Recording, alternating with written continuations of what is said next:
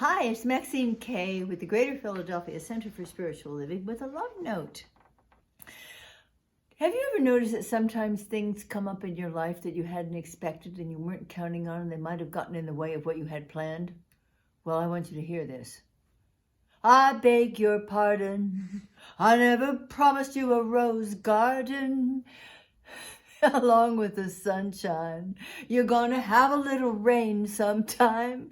You know, that's part of life. We do have human experiences here in this beautiful world as the spiritual beings that we are. And the important thing is that we know that we have a source upon which we can absolutely rely, that always brings us back to a word I love, brings us back to homeostasis. Now that's whether we are returning from an illness, coming back to our natural way of being, whether it's coming out of a challenging situation and realizing that the divine harmony of God was always there all the time anyway.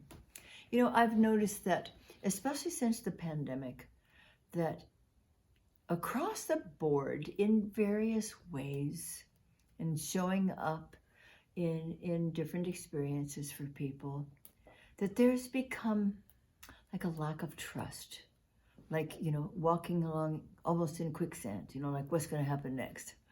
And world events and the long illnesses and people wearing masks, and still are in the right places at the right time too.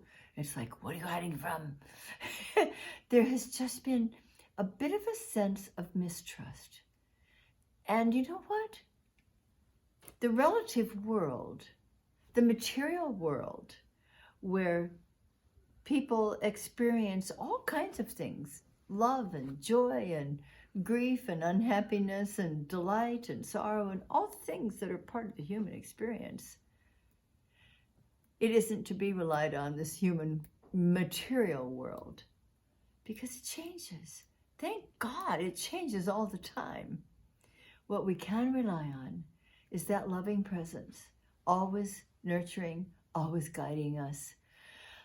So enjoy your rose garden, petals, thorns, stems, the whole thing.